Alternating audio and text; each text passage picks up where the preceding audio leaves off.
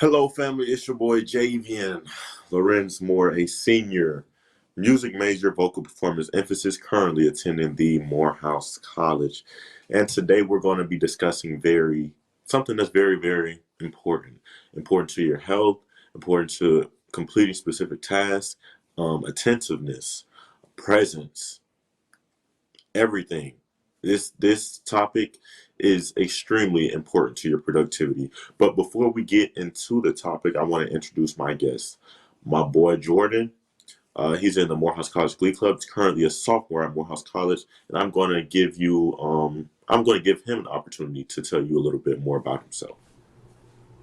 How y'all doing? I'm Jordan Stewart. It's in the house, I'm a sophomore biology major on a pre-med track, hoping to become a doctor later on in life. Um, I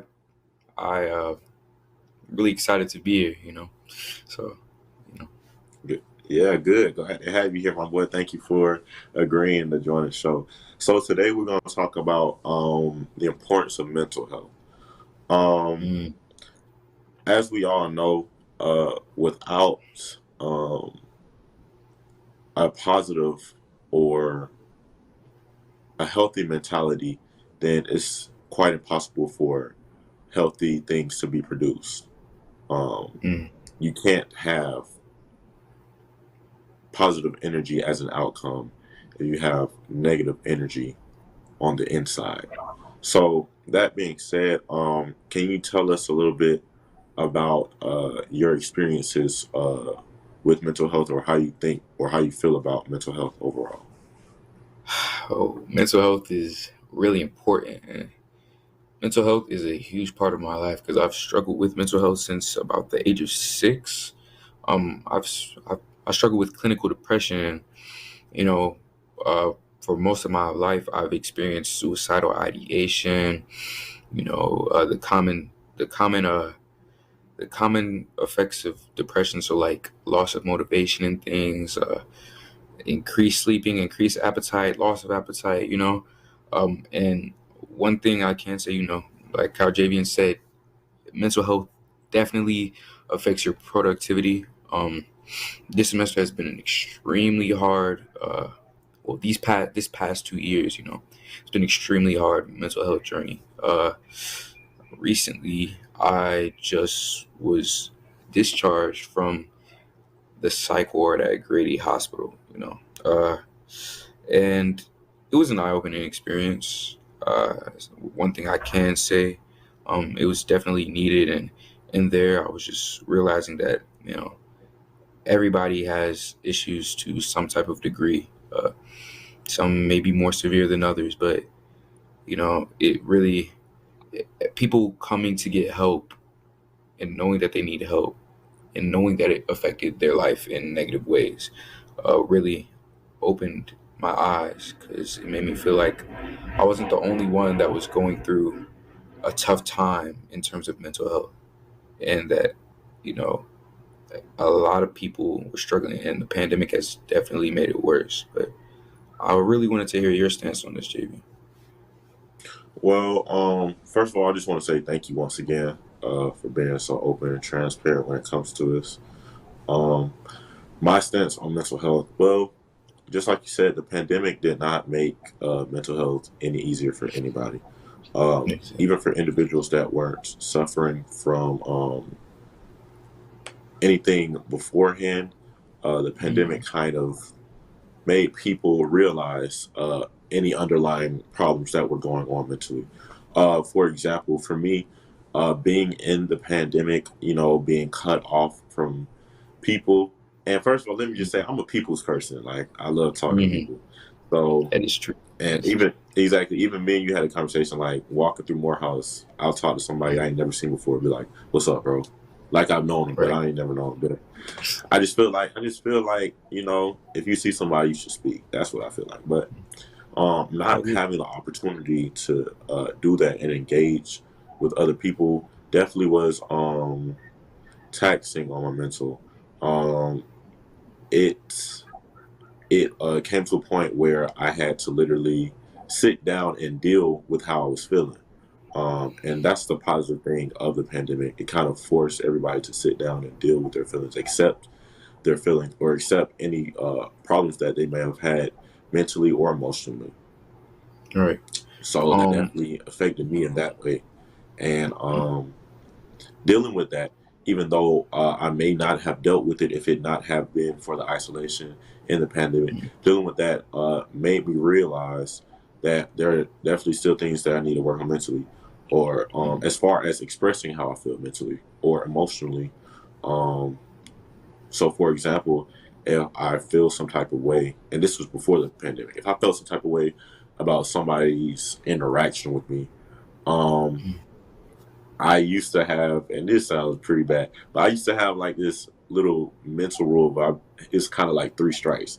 Like I would be like, okay, the first time you did something, I'm gonna chill. I ain't gonna say nothing. Second time you did something, I'm like, all right, come on now. You did it the first time. Third time you say something, then I'm gonna say something. But Mm, that's problematic because very. not only is that a build up of Mm-hmm. tension Causes and you to explode. feeling some type of way. Yeah. Right. Feeling some type of way about something, somebody, or situation, but you're not being real with yourself and you're not being honest with yourself and how you feel in that moment. So understanding that, understanding a lot of past things that I haven't dealt with and actually having the opportunity to sit down and deal with them was definitely a journey, but at the same time, it was very liberating as well. Um, Mm. but yeah, that's my stance. But for you, I got a question like, what made you feel so comfortable with discussing this topic? So, uh, while I was in the psych ward during a group therapy session, so like they have something called groups where basically clinicians or like psychologists or say chaplains, they'll come and they'll do group therapy sessions where you basically speak and work through your issues in different ways. Like they'll have different methods for you. And during one of the group therapy sessions, everybody started to express their disdain with the taboo or the negative connotations in going to a psych ward. And uh, one of the uh, one of the patients there was like, "Yeah, I thought about when getting out, posting something on my highlights, talking about, oh, just fresh out of the mental ward or the psych ward, fresh out of the mental hospital." And you Wow. know, and they were like, "Yeah." Somebody was like, "Don't." One of my friends was like, "Don't do that," and I was like, "Well, I don't think you should worry about what your friend thinks because at that point, you're stigmatizing like a healthy lifestyle.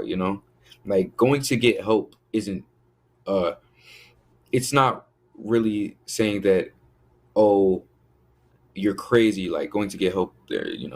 But it's really saying that you're strong.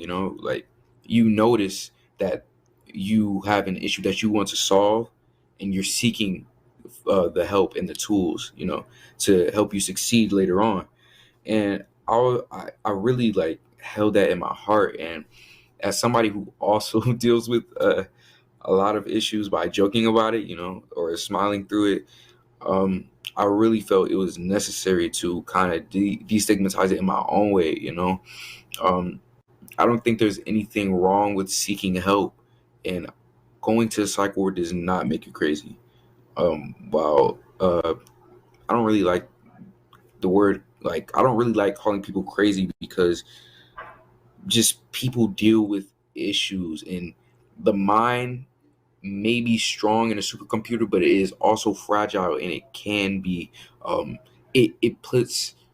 it creates mechanisms in order to protect itself. Like, for example, a lot of people with multi-personality disorder, uh, they've gone through something traumatic, and their brain tries to protect them by creating barriers or different personalities.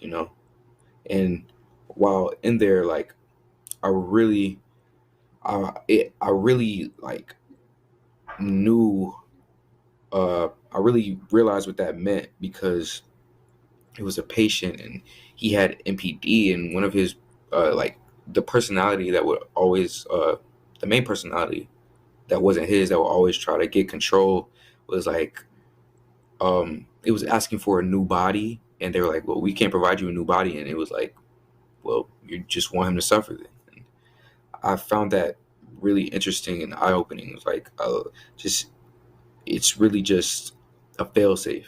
Like your mind doing a lot of this stuff is because of it has fail-safes in place because maybe you've been hurt or it's afraid of being hurt. Like anxiety is one of those fail-safes. While it may cause a lot of problems, because trust me, I also have anxiety, but it's a lot of your body, your mind afraid of you getting hurt. So that's why I'm pretty open about it now. Just really want to destigmatize it.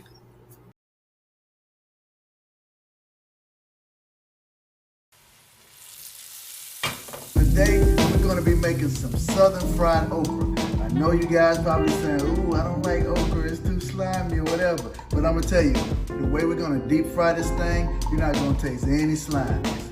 Let's go.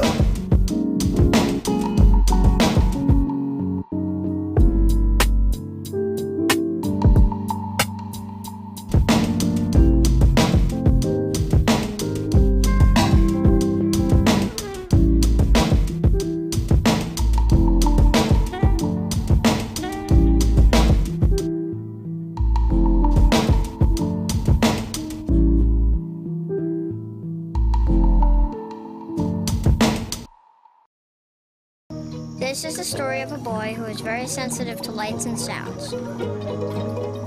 So he built secret hiding places where nothing could get in.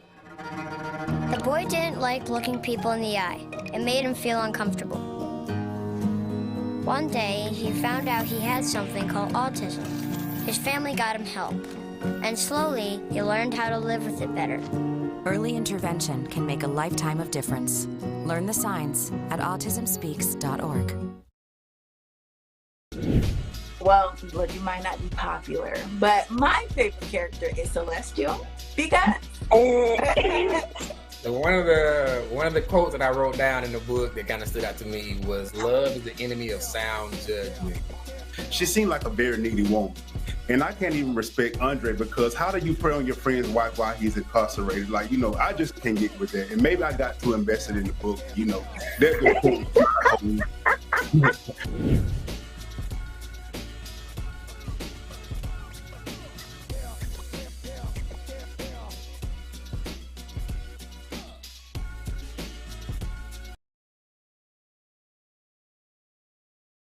Honestly, feel like every black man should get therapy. Honestly, Definitely. the amount Definitely. the amount of trauma that we experience on the daily, that we've experienced throughout America's history, that black people have experienced as a whole, Hmm. is it's something that definitely needs to be addressed. And I feel Hmm. like as far as black people in the community, sometimes we do exactly what you just said you didn't like. Sometimes we look at getting help as being crazy or having a problem, when in reality, you're literally trying to resolve um, the issue that you recognize inside of yourself. Hmm. And it's not even that it's just you with that specific issue, because many people have mental issues and don't know it. They just accept the Yep. fact that, okay, this is how I am, or this is just my nature. But in reality, it's Hmm. like people are dealing with things on a daily that they might not express, or maybe they just don't know how to express. So I think yeah, that's very Exactly. interesting, bro. Self-awareness Yeah. can save you. Self-awareness is a blessing, and a lot of like a lot of people don't realize that noticing something is wrong with you can really, change your life for the better. Just acknowledging and working towards uh resolving it. So that's what you're saying is real.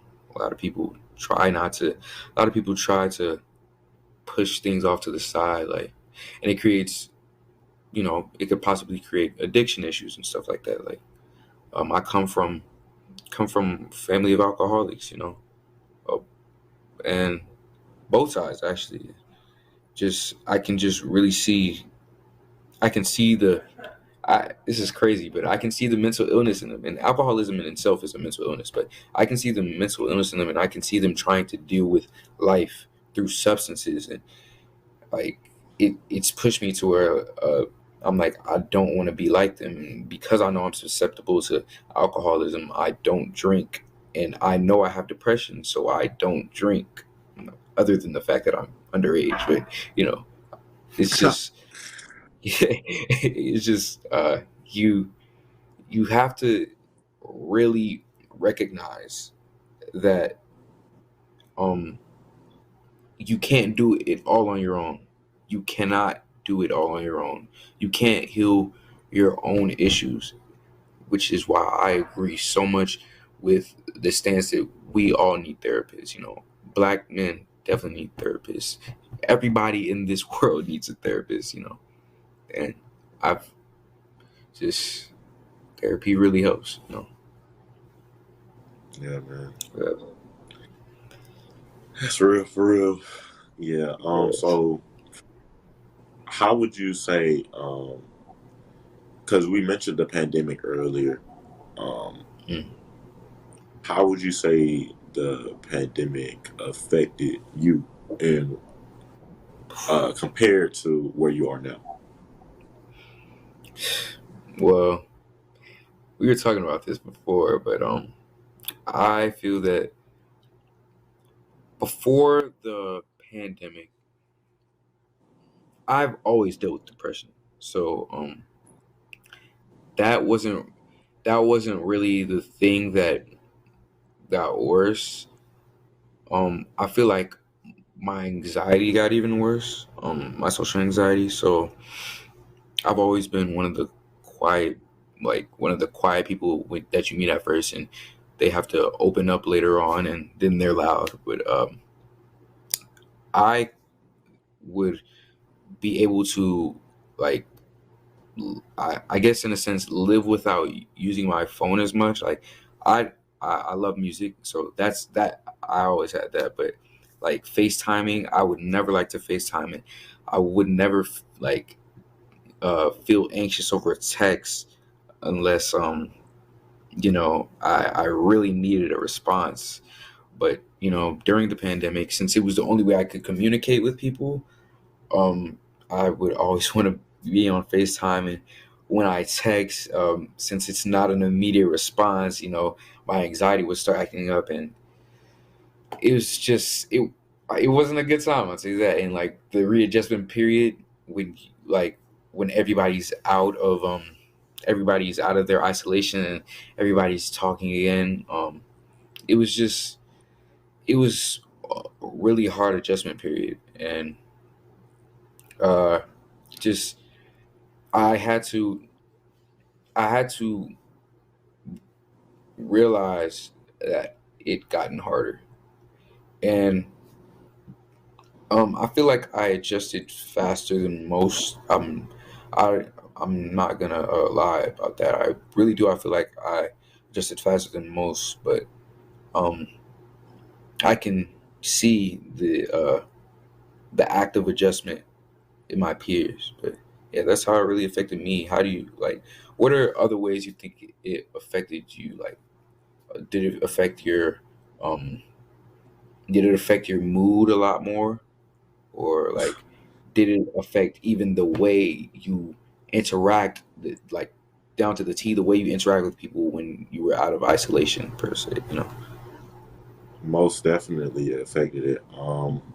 It's amazing how you describe social anxiety and how much I identify with it. And that's just because, like, literally, that's crazy. Literally, it would be like, I used to be like, just like how you described. So keep to myself, quiet person. But then when you open me up, or I get out of my shell, you can't shut me up. Like, keep going. Right. I was like that, literally, for real. I was like that. Honestly, I would say I was like that until after the pandemic, to be honest. a lot of my church family has always seen me as JV, always outspoken, outgoing. But before I was the person that they would know me as, like, I was really quiet into myself. And me becoming comfortable with the individuals I was around obviously made them see my personality. So as far as how it's affected me after with the pandemic, um, in a way, I haven't really depended upon remaining quiet before interacting or before fully showing my personality.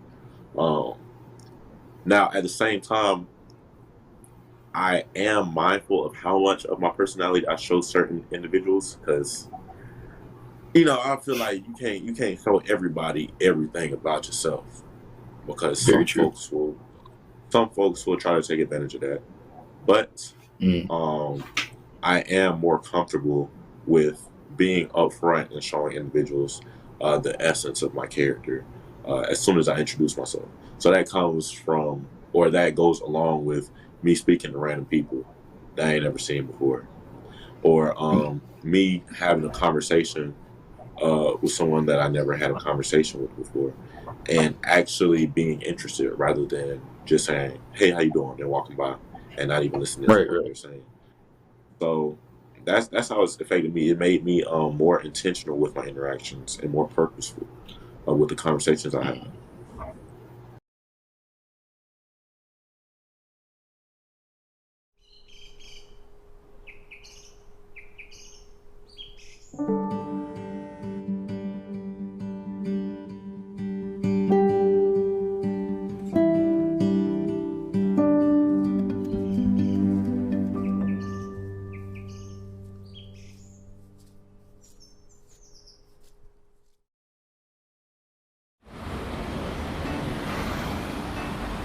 Hey, let's check out this park.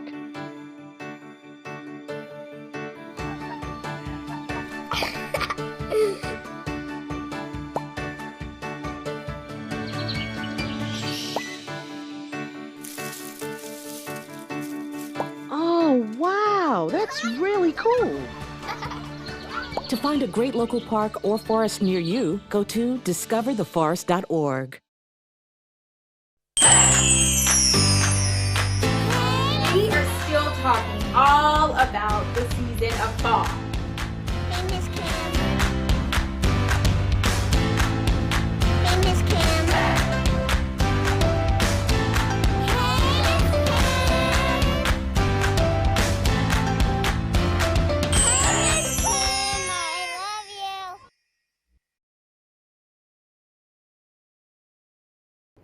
I can definitely agree with the like choosing to be more purposeful with your conversations because I'll say, yeah, man, I used to spew nonsense and it used to be to the point where people would be like, "What are you talking about? You need to be quiet." But like Literally, bro. Me I too. feel like, yeah, I For feel real. like I had to.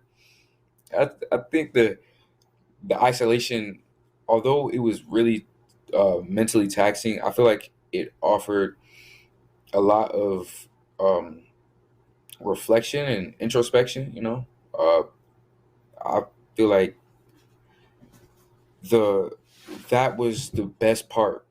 You got to spend so much time with yourself, and you got to realize things about yourself that you may have not realized before because you were so occupied with your daily activities. And I was able to realize um, when I needed to stop talking. I was able to realize things that made me tick, And I really hope that a lot of people realize those things because uh, they're vital to, I guess, worthwhile social interactions. Uh, Mm, but you shouldn't like treat everything as every interaction as like a networking or business interaction. It's okay to have fun, but you know, exactly. just uh, people definitely needed that retrospection and introspection because um, I feel like it makes you a better person. It makes you realize what you want. So I that's one thing I hope most people took away from the pandemic, because that's something I definitely took away from the pandemic. Me as well, bro. That's beautiful, bro. That's crazy. It's beautiful when you realize those things that you just addressed. What you want and what's the purpose of you being in a specific space, because literally everything happens for a reason, and once you figure out that reason, that's when everything else is unlocked. Man, I had to realize look, bro, everything was a learning experience. you said what? I had to realize everything is a learning experience. Definitely is.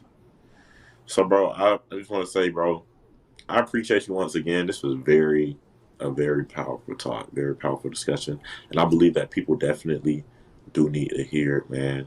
Appreciate you once again for coming, my boy Jordan. Thank you for having me Sheesh, on. we, of course, brother. We definitely got to link again soon out of Brood Awakenings, and it's that look. That conversation of Brood Awakenings, I was like, okay, for sure, definitely got to have that man on the show, for sure. So I appreciate you once again, bro. Thank you. Thank you. Yes, sir. So, in closing, family, we see that mental health is deeper than just a diagnosis. It's deeper than being called crazy, okay? Craziness is a term made by society built off ignorance. It's just a lack of understanding of what an individual is going through. Just because someone is going through something mentally does not completely isolate them from all of society, because we are all going through something. But the difference is they either chose to accept it or deny it. That's the difference between recognizing what we're going through. And that goes far beyond mental health. Family, once again, thank you for your time. I hope you enjoyed this show as much as I did. And I love y'all. Please have a great rest of your week.